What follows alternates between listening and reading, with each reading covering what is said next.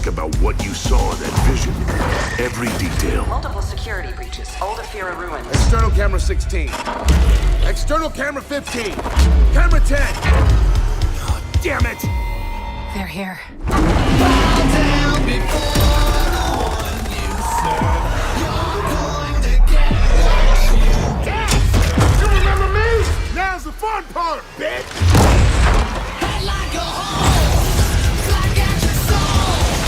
I'd rather die than Throttle check! head like a hole. Get this fucking thing off me! Down! Give you control. Head like a hole, flag at your soul. I'd rather die than give you control. Head like a hole, flag at your soul. I'd rather die than give you control.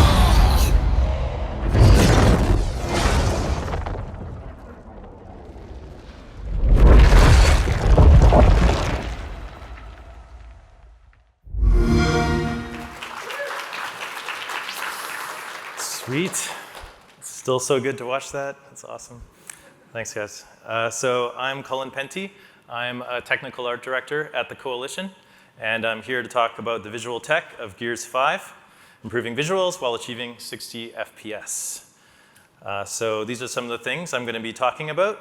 We'll just quickly talk about the sort of the Maya Houdini offline workflows, and then going into the visual tech, mostly in Unreal Engine 4 here, and then finally 60 FPS performance.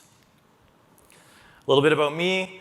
I've been doing technical art type things for about 18 years up in Vancouver. So, you know, tours of duty at Radical, EA Sports, EA Black Box, and then finally I've been working on Gears of War at the Coalition for about 5 years. A little bit about Gears 5. Goal, challenge assumptions, visuals, and gameplay. We're at 85 Metacritic, pretty happy with that. 3 million unique players in the first week. It's twice that of Gears 4. And some complimentary quotes for the game. Gears 5 was one of the most visually stunning games ever crafted. One of the best looking games on Xbox One from Digital Foundry. Check out the Digital Foundry analysis if you haven't. And then Gears 5 is beautiful in a way nothing else on Xbox One or PS4 can match, which is a slightly embarrassing quote, but that's cool. I'll include it in. So Gears 5 Tech Foundation. We used a modified version of 4.11, believe it or not, that we carried over from Gears 4. At the time when we were starting Gears 5, we looked at 4.15 or 4.16, which was out at the time, and we just realized it would just be so much work to bring the entire game to that version that we decided to instead do spot integrates. So we used 4.11 as a base, and then we spot integrated 4.19 rendering engine into 4.11. And then we started doing other spot integrates, 420, 421, just little bits and pieces. So these are some of the systems that we brought over, the visual systems. And then some of the tech challenges identified early for Gears 5 was the 60 frames per second campaign on Xbox One X, escape mode, which was dynamically assembled tiles, so it came with a map builder, 3-player split screen. All of our cinematics went real time for Gears 5. Gears 4, some were pre-rendered, or most were pre-rendered in Gears 4. And then we had these 2 large overworld spaces. Frame rate and resolution, nothing too surprising here, but I just wanted to point out that we are always outputting at native resolution. We use temporal upscaling, of course, to do that. We had a 30 frames per second campaign on Xbox One, but then 60 on Xbox One X. And then all other modes were 60 on both consoles except for split screen. So quickly running into some of the Maya tools here. We created this tool called the budgeting tool. We run in Maya on all of our environment assets. It would basically parse each asset based on 3 heuristics, look at the asset's volume, surface area, and curvature, and assign what the vert budget should be based on those things. We had to account for things like radiators, which have really dense surface area, and railings, which have not a lot of surface area, but are large volume. And then also through this calculation, we would determine what the resolution of the texture should be on that object and basically recommend to the artist. Again, these tools are really important for us because we were farming out these assets to outsource studios and to dozens of other facilities to basically create these assets for us. Characters and weapons were more predefined, and I'll talk about that more in a second. So some triangle budgets. We upped our triangle budgets on Gears 5. We did a lot of things that you wouldn't expect us to be doing if we're trying to hit 60. We kind of worked against ourselves on some of these things, but it worked out. For the hero characters, we almost doubled the triangle budgets on our hero characters for gameplay and for cinematics. So a cinematic character could get up to 100,000 triangles. And then something like a hero weapon, like a Lancer, would be about 15,000 triangles. These are all Unreal triangles. Another Maya tool, Cloud Atlas. This is for asset organization, FBX file format, all for environments in Maya. And it basically was emulating the UE4 content browser in Maya as much as we could. And then we had Atlas tool, not to be confused with Cloud Atlas. Atlas was our character, weapons, animation, cinematic, and vehicles asset organization tool in Maya. And this was all MA file format. All these tools are basically ensuring that the normals are set correctly, export settings are set correctly, textures aren't missing. And this tool would also enforce budgets for our characters and weapons. So if a character was over the predefined budget, it would not let you export it. Other tools offline, Houdini. We had Houdini engine-based destruction tool that we ran in Maya. This was wired into what we called our Swift destruction system, which I'll talk about shortly. But it would basically assume you're building a cover object, and it would fracture it around a core piece and then maintain a core. And a lot of this information was stored in UVs, and then that would be exported out through Maya. And the UV information would be piped into Swift destruction, and we could use that to determine how this object might fracture. Of course, we also had Alembic cache destruction. This was a custom cache destruction workflow that we brought over from Gears 4. It's just custom only because we implemented it on Gears 4 before Epic had done it in UE4. Otherwise, it's basically similar functionality to what's in UE4 today. 8 bytes per keyframe per object. It's compressed transforms that we skin per frame. Just watch the memory usage when you use these things. So here's some examples of some of the bigger Alembic cache destruction simulations we had. A lot of these are in the first level of the game facility. So you can see here, just really dense geo that we have to really run this all at 60 frames per second and make sure. It really helps with the particle effects layering into this to really help all the feeling of destruction. And of course, audio would help if there was audio. There's none. So yes, cool Alembic destruction stuff. So volume fog. This is a really cool tool that Epic created a few versions ago that we immediately integrated into our version of the engine. We did a few things. Early on in Gears 5, we immediately brought the fog values that, there's an exponential height fog node. We brought those all into our post-process volumes right away because we found we had so many replication issues on Gears 4 where artists would change the fog per room. And you start playing it in split screen and play it in co-op, and things like fog would get desynced or you would die and respawn. So we immediately brought all the fog into the post-process volumes on Gears 5 early on. And then when we brought in the volume fog system, we also brought the volume fog into the post-process settings for replication issues, also to allow us to change the volume fog quality settings per room to kind of really help us achieve the visual results we wanted to do. We did settle on a grid pixel size of 16 as a default, and then sort of tune that in the post-process volumes as we needed to. A really cool thing that we created, I think it was cool, was the volume fog painting tool. So this is a blueprint-based volume fog painting system.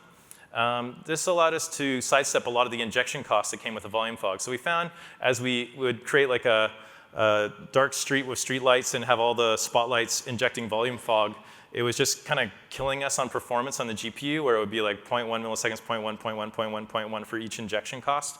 And we were like, oh, this is getting expensive. So one of our technical VFX artists had a great idea where, what if we just put a cube around the entire level and then have these blueprint actors that write out to that cube, write out a height map from the top and bottom, and we can locate them in space. And that would basically be a mask to reveal volume fog. And then we eventually allowed us to assign different shaders to different primitives in the volume fog. It would be cool if Epic added this as a first-class system in the future, so you could just have a volume fog primitive that you sort of place around and it generates fog. And then we started playing around with volume fog shaders. A lot of this, to be honest, was inspired by Ryan Bruck's awesome blog. And so we started putting some volume fog shaders on, this is like the streetlight example. And what we kind of went through a path here that was interesting, where we initially were like, oh, volume fog is so cool. We're going to have really high frequency detailed noise in all of our fogs in the game. And this is just going to look cool. And that's what this video on the right is showing. We found that we just couldn't afford the grid pixel size values required to do this, ultimately to ship. So what we did was a bit more what's on the left there, where we'd have a volume fog with a low frequency volume fog shader on it, and then we'd complement that with billboarded quads inside of it that are additive blended to kind of give you that textural look. So it ends up looking very similar to the high frequency noise. But I just wanted to share this because it was kind of a big turbulent thing for us to go through that path and come back around and realize we had to do it this way and that way. And there was a lot of rebalancing to figure this all out. So, and this is kind of one of the examples of our volume fog shaders. So what we would do is, one thing I didn't mention before is we'd have this cube around the map. So all of this is being rendered into a cube. But we'd also generate a height map for each map. And so the height map was also piped into the cube. So this is basically a height map of the ground piped into this cube. We run some Perlin noise through it, and we could do some really cool effects. So when one of our effects artists did this, we're like, OK, we're onto something. This will be awesome.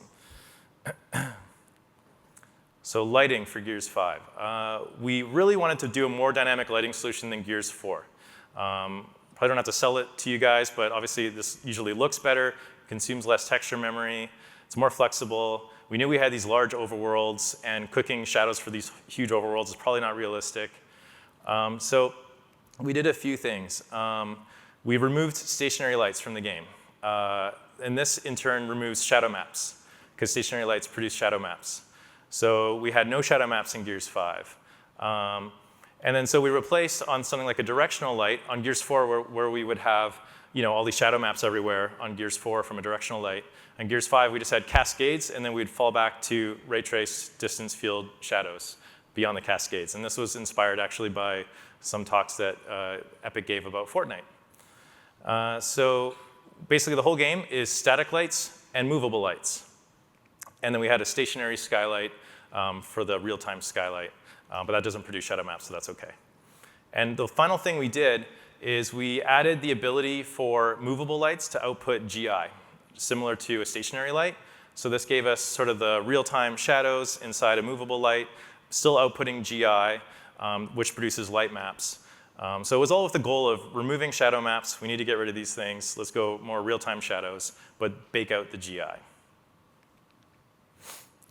So there's definitely a lighting performance equilibrium that has to happen. We knew that we had to shrink our texture pool by a few hundred meg to make room for HLODs and other systems. So on Gears 4, at peak points, light maps and shadow maps would be about 400 meg of data. And that was just getting really high. And I went back and looked at it, and I was like, why was it so high? And usually it was because an artist was trying to get a really crisp shadow on something. So we're like, OK, that's not going to happen anymore, because our shadows aren't baked like that. So on Gears 5, we average, I'd say, about 50 meg of light map data in the pool at any given time. One thing that really helped was integrating the cacheable movable lights from one of the more recent versions of Unreal. I don't remember which one. Someone in this room probably does. But there was an ability to cache the position of a movable light that really helped us for performance. So when we started measuring that performance of a few characters in a spotlight, in a movable spotlight versus a stationary spotlight, it was a lot faster to go with the movable, and it generally looked better. And then on top of that, removing the stationary lights also reduced shader permutations and removed a G buffer that we didn't have to worry about anymore. So our base path started getting faster. So this was overall a nice win. Distance field ray trace shadows. So all directional lights in Gears 5 output these, even in multiplayer on Xbox One. This really worked out really well for us at the end of the day, because we ended up leaning into HLODs, as you guys heard about earlier. The HLODs are pretty key to achieving performance. We leaned into HLODs a lot, and it was really helpful to have real-time shadows everywhere instead of baked shadows. Baking out shadows with HLODs is not usually a great idea. And so this ended up being a pretty big win. And then one thing that was interesting I found was the balancing act of GPU versus draw thread performance. Because basically as you push out the shadow cascades further, you're incurring more of a draw thread performance impact because there's more objects getting a cascade, but your ray trace cost goes down on the GPU because the ray trace shadows are pushed further back. So we were always trying to get that balancing act of where should the cascade end and then the ray trace shadows begin. And we also had to, of course, optimize sign distance field mesh resolution to not incur too much of a disk space or memory impact. Swift particles. So this was a particle system that we created for Gears 5 using the material editor. And it's basically, the idea was get particle costs off the CPU as quick as possible. These things are just really hurting us on the CPU. So anything we can do on the GPU is great. We eventually kind of concluded these particles are best for things like environmental persistent effects and are not as good for things like an impact effect, something that has timing associated with it, something that's more just a constant spawn is best for these sort of effects. And we also created a GPU spawn pass in Cascade, inspired by what Rare had done, actually. So we also had this option, too. So something like an impact effect, we'd make sure to have a GPU particle for GPU spawn, and then something like an environmental effect, like you see in the video, would be more of a Swift particle. And so getting as much off the CPU as possible, really trying to hit 60 frames per second. The current gen consoles have great GPUs, but the CPUs aren't as powerful, and that's sort of the logic behind that. And one last thing is the Swift particles were built on the material masking system that I'll talk about shortly. You can see there's a picture of the UI there where any artist could create a new Swift particle module using the material editor and input it into the material like that, and it would just build out a material for you. Obviously, we're very interested in Niagara and looking at that moving forward, but at the time, this is sort of what we had. Yeah, and this is an early prototype video we did when we had to do the Venom effect. So in escape mode in our game, after a certain amount of time has passed, there's a Venom bomb that's detonated. This is a multiplayer cooperative mode. And this Venom bomb will basically traverse through the level and kill you if you don't get out of the Venom. So we knew we had to, on Xbox One, in escape mode at 60 frames per second, have thousands of these particles on screen and this feeling of a creeping fog going through the level. So this is a large collaboration between engineering and tech art and VFX to basically do this. So we had basically Swift particles doing all the motes here. And then we have volume fog system here as well that we're animating the volume fog through the level to fill it out. And then finally, we're tinting a lot of our Swift particles with the frame buffer to kind of make them look integrated. You can see as the particles pass in front of lights, they're lighting up. That's because they're being tinted by the frame buffer there. So this is all just early prototype. It ended up kind of looking a bit better than this, but just wanted to show you the prototype video.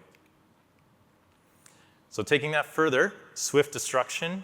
We were like, okay, cool. We made a particle system using the material editor. Could we build a destruction system using the material editor? So yeah, we built a vertex offset-based destruction system. This was tied into our Houdini engine destruction tool that I talked about earlier. And so you would put a volume around the object that was going to fracture, and that volume would generate a high-res height map around the area. So all the particles would collide, GPU particles would basically go down and collide with this height map. We could have 4 fracture points, up to 4 fracture points on an object before the GPU overhead of the fracture points kind of became prohibitive. But all this was baked out, the fracture points and everything, again, into that UV information using the Houdini engine tool in Maya and then exported to Unreal. So this allowed us to do some pretty cool destruction. Here's some examples in game of some of the destructible cover. So that's all vertex offset destruction. Our material masking system. Just briefly touch on this. We presented this at SIGGRAPH 2017, myself and Ian Wong. So this basically allows us to build materials using layers similar to Substance Painter, but just inside Unreal. We like to kind of bring everything as much into Unreal as possible. Basically, you would create these layers, hit save, and it would determine which layers would be live and which layers could be cooked, and it would bake out textures for you behind the scenes for whatever could be baked out. So each layer has blend modes, things like that. So yeah, it's similar to the layering system that's in Unreal 4 now, just that it has a bake-out cook step.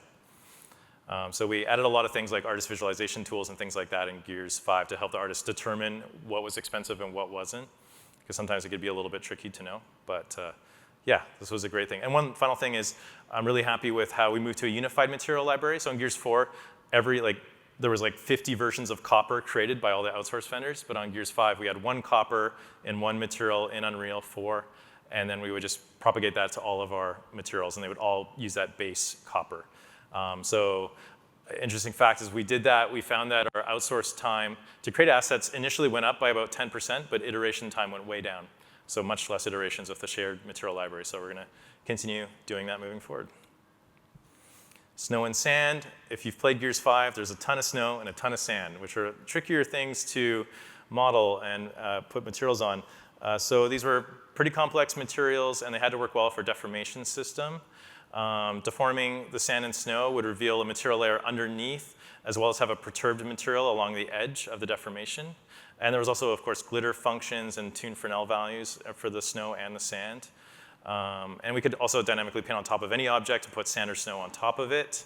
And we also added this ability to flood flatten all the sand and snow down for the entire game, so QA could look around for floating, plants, and then we could just bring it back up again, just to kind of take a look, because there would be bugs generated where you would have floating objects that someone deformed something in a way by walking in a way you'd never seen before. So it was definitely something that we had to be pretty mindful of a lot of the time.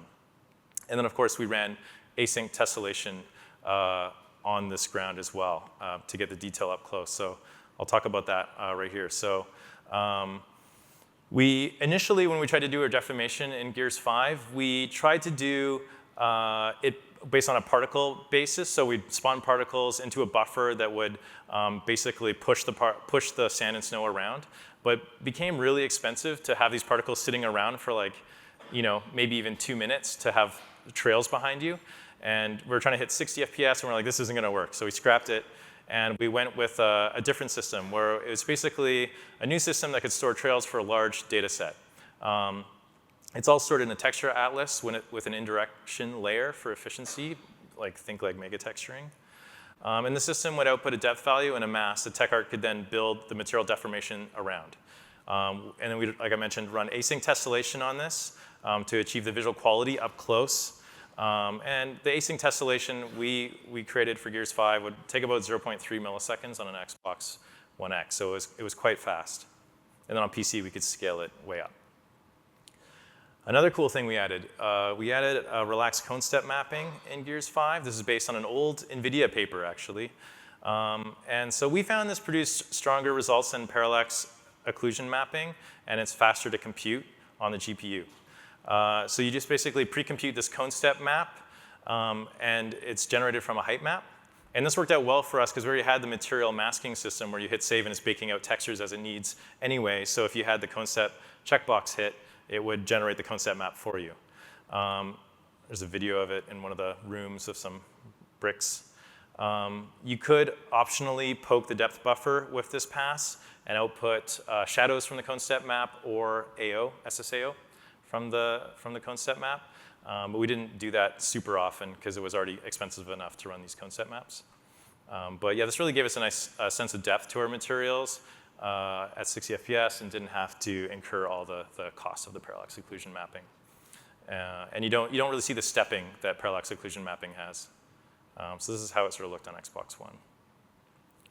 The overworlds, we had large outdoor spaces that were up 7 kilometers by 5 kilometers was the largest, the sand one. We had a skiff vehicle that could move extremely fast. I believe it was like a few hundred kilometers an hour. So what we did, we authored these landscapes in World Machine, imported them into UE4, UE4's landscape system. We used the world composition for streaming. We broke our levels into large, medium, and small categories to kind of stream at different granularities. This was a large exercise in memory management, just keeping these things from crashing in Xbox in terms of like LOD counts, triangle counts, HLOD usage, texture memory. Like for example, we had like at one point we're like, okay, performance is a big problem. We'll do HLODs of HLODs, hierarchical HLODs, yes. And then we did that, and then we just like ran out of memory and crashed immediately. And we're like, okay, take it all out, take it out. And then we just did one HLOD pass, and then we'll just massage the LODs. So it was a lot of back and forth like that. We used every type of HLOD you can imagine, HLOD proxy, epic merge, aggregate techniques, all using Simply Gone. Sometimes we would we get so fed up with the popping we would see that we would just create an epic merge H-LOD, and then you would see it up close as well. So we would just not retexture Atlas. We'd use the materials that were already there, and you could get right up close to it and go far away, and it was the same mesh. This worked well in a lot of areas, like the ice overworld. So if you go through the overworlds, you'll see there's very little popping, and it's because of the high-quality H-LODs. Finally, we used imposters to reduce the GPU load on the vegetation, sometimes octahedral imposters where necessary. And then, of course, the tessellation shaders and dynamic shadows to bring a lot of detail up close. So characters, eyes.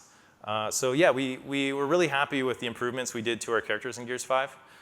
So we added things like the paragon bump offset to the iris. We set the eyes to properly use screen space subsurface scattering. Gears 4 did not do this. We added eye water, tear duct, and eye AO geometry. We added eyebrow geometry, or iris caustic system that we generated. This generates dynamic iris caustics. Was inspired by a GDC 2013 talk. And we also added a custom cube map reflection support because we found that artists wanted to refine how the reflections were seen in the eyes a lot. Skin, we created a new shading model specifically for cinematic skin. This really improved the backscattering compared to Gears 4. We added dual lobe specular. Epic, shortly after we did this, implemented it into UE4, which is great. You can see some animated GIF files here. We added detail normals for skin pores. So the bottom right is detail normals, and top right is dual lobe spec. And then we added much improved blood flushing to the face, simulated regional blood flow under the skin. And the blood flushing regions were tied to expansion and compression wrinkle maps in about 19 different areas of the face. So this really, if you start up Gears 5 and you see the last time on Gears of War, and there's like all the clips from Gears of War 4, and then it transitions right into the cinematic of Gears 5, it's quite a shocking visual quality improvement. I think it's a lot of these passes. The hair, we basically identified that we liked the hair shader in Gears 4, but we needed to improve the AO map generation. So we built a custom tool for this using Houdini engine. This is Jeff Lester, one of our senior tech artists. So it's a ray tracer for AO in Houdini, and it allows lots of controls. It's things like partially penetrating rays through cards to simulate transmittance, read the alpha hair texture and let's raise through areas, multiple levels of quality presets. But yeah, we're basically using the Disney Marshner shading model for our hair in Gears 5. But the improved AO really helped. And also probably improving our hair authoring techniques. We implemented bent normals, spot integrated that from Epic. Yeah, it is what it is. It basically really helps out in terms of specular leaking. So this plugged a lot of our specular and diffuse leaks. So we had a texture map that had the bent normal and the AO in the same texture that we use only on our hero characters. Character face rig. So let's step through it. So we had 103 face blend shapes. We're primarily blend shape based with joint tunables. So we had 28 eyebrow shapes. We had 26 eyelash, eye water, tear duct shapes. That's the new geo I was talking about earlier that we added for Gears 5. That's new geo, the IAO. We had 75 full beard shapes. So total, we had 298 face shapes. And then we had 67 animated bones, 43 that are skinned, and 93 character animation transfer bones for things like the blood flushing and things I was talking about earlier. And you can see, yeah, that's the expansion normal map. That's the compression normal map, and that's the thing we'd blend in 19 different regions. Pupil dilation, gotta have that. Lots of good stuff. We went to FaceWare for cinematic face animation capture. We used the raw video to track face movements and maps to our custom face controls. And we used it in the performance capture sessions and the voice acting booth. And then the animation team would take this data and massage it and make it look awesome. HDR, this is something that came online near the end of Gears 5, but I just wanted to mention it. Digital Foundry, again, flattering quote, Gears 5 takes a crown as perhaps the best implementation of high dynamic range rendering I've experienced to date.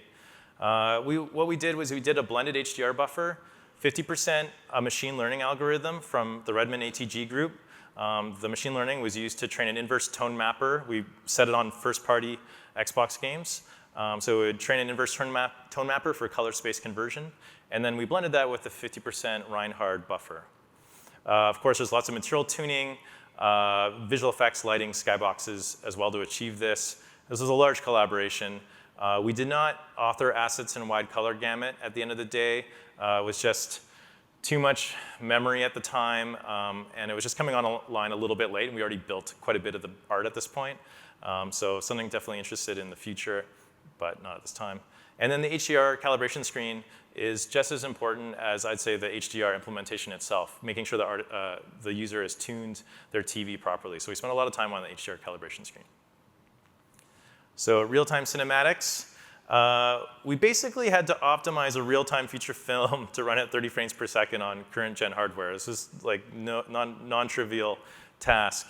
It's like, I think overall it's like an hour and 40-minute runtime or something of cinematics, all running on an Xbox One. So we had strict GPU budgets. CPU was usually okay. We had to obviously do scalability, turn some things off for Xbox One. The other tricky technical challenge was we have no loading screens throughout the game, so we had to be streaming in the next area every time the cinematic is playing, so we had a concerted engineering effort towards that. And then we also had seamless transitions from gameplay into cinematics and back most of the time, not all the time. And then finally, they were all done using Matinee. It was 4.11 base. We looked at spot integrating sequencer, and it was just terrifying, and we just decided to just wait for the next one. So it's all done using Matinee. So here's a cinematic just to show what we could do in real time on Xbox One.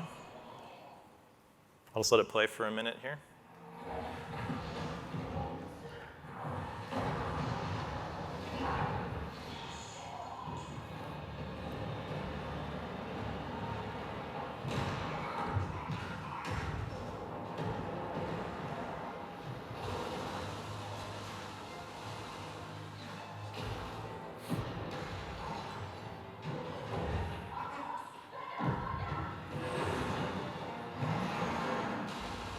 You can see Epic's diaphragm DOF as well.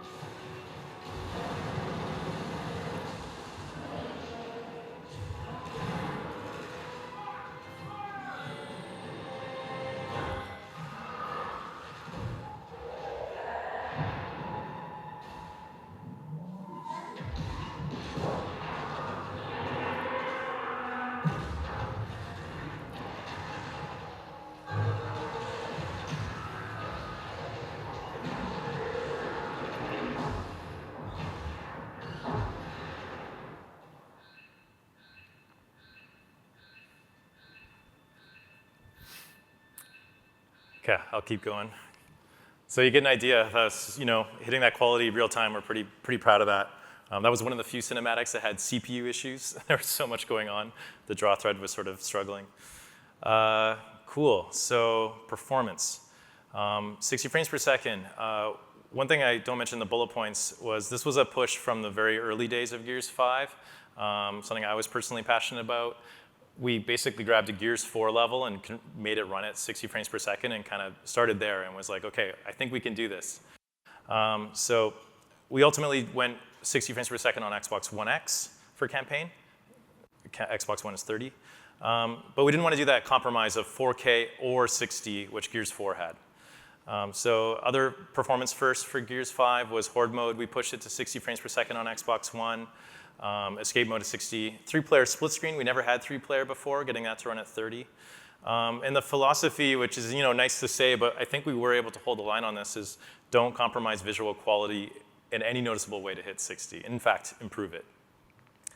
So performance tools on Gears 5. So Xbox One X was the lead performance platform for campaign because of the 60, and Xbox One was the performance lead platform for MP modes. QA would basically play through the levels, and the performance results would populate our internal stats page called Watchtower. We would track in our levels our percent at 60 frames per second, and also look at things like average resolution. We had spike tracking stats for large, medium, and small spikes, that we had a separate sort of engineering group that would look into those. And we also tracked what thread we were bound by what percent of the time. Example is draw thread bound 6% of the time. And then we set performance targets for various visual levels. So we have visuals 1, 2, 3, and Blitz at the Coalition for art passes. So visuals 1, we said 70%, it's just gray box. Visuals 2, partial art, 80%. Visuals 3, so you can see as the art actually goes in, we actually start turning the screws tighter and tighter on performance as well. At Blitz, we would go 99% at 60 FPS. So this process, combined with our upfront real-time performance stats, which you can see in the screenshot there, was quite effective. So these are kind of our real-time GPU stats we would look at on the right there.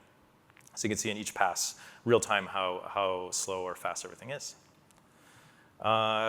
We integrated UE4's temporal upscaling into 4.11. This allowed us to lean into resolution scaling without concern of the image becoming soft.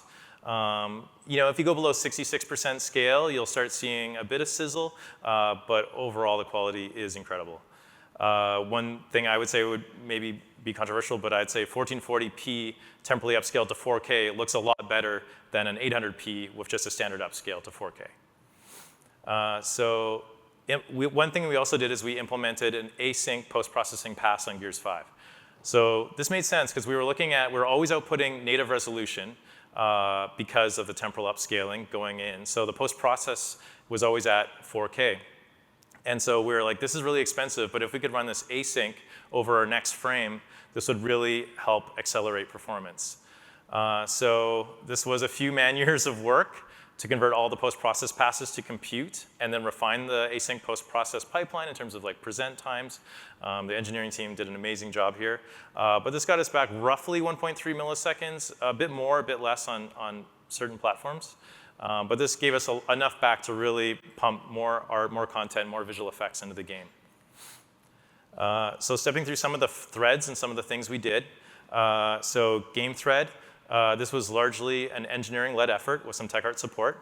We did extensive threading work on various systems, extensive animation system optimizations, dozens of secondary systems optimized, things like death and spawn. Tech art, we basically did a lot of reduction of max particle counts, a lot of particle LODs, as you sort of heard from the earlier talks. This is a really good way to go. And we would convert particles into Swift particles or GPU spawn wherever we could. Of course, collision mesh is important for game thread. We'd optimize that. And the engineers would codify any blueprints that were noticeable cost or extensively used. And then things also like that kind of caught us off guard was like the texture streamer was like pinging the game thread a lot, and we'd kind of tune the texture streamer per game mode to maybe throttle it back or whatnot. Draw thread, this was kind of the silent killer on Gears 5, the scariest thread, I'd say. So we did a lot, or as much as we could here. So we set up shadow casting draw call budgets, things like shadow costs fall on the draw thread. This is also called the render thread. We implemented a few things. So we implemented a shadow and shadow computation pass that would occur when a light mask bake would happen that would disable shadows casting inside of a shadow from the directional light. So you don't have to incur the cost of that little fire hydrant that's in the shadow of a big building. It doesn't make sense. So we would get rid of that shadow cost. Things like I didn't really pay attention to as much on Gears 4 that I started paying a lot more attention to on Gears 5 was particle emitter counts. So you have your particle system, and artists would love to have like 15 particle emitters inside that system to create like a spark. And you're like, no, we gotta get this down to 2. So we did a lot of optimizations like that. Anytime Epic did any change to HLOD, we grabbed the latest. I think we're up to like 4.22 for HLOD tech when we shipped. HLODs became one of the trickiest tech art challenges on Gears 5, I'd say. And then one thing that we did that really helped was we used the HLOD mesh as a shadow caster even if the HLOD wasn't being rendered. So right up close, you'd have H-Lod shadows. And this worked really well 90% of the time. If it didn't, if it created a visual artifact, we would just either take that asset out of the H-Lod cluster or disable H-Lod shadow casting from that cluster entirely. But this gave us back another millisecond or two on the draw thread. We'd use H-Lod for occlusion testing. We implemented a custom tile-based occlusion system for our escape mode that was sort of a bit more bespoke for escape, but that's how we essentially shipped escape at 60 was because of that tech. It was amazing. And then implemented on-screen draw call counts for running in the game in real time. And then all the characters had proxy LODs for their lowest LOD. So we threw everything we could at the draw thread over the period of 3 years, just trying to make this thing run at 60. GPU, TechArt owned the GPU budgets and draw calls enforced per game mode budgets. So we had a different GPU budget for each game mode. We implemented in-game on-screen budgets that were live. So we refactored numerous base materials and material functions from Gears 4 to be more efficient, like the height lerp blend. We moved as much to the vertex shader as possible. Artists tend to just make something run on the pixel shader by default, but you could grab a lot of that and move that to the vertex shader, especially for visual effects. We leveraged our rendering team for numerous GPU optimizations, lots there. We cherry-picked lots of optimizations from Epic. We added things like the ability to enable, disable RCAs and skylight reflections in the post-process volume.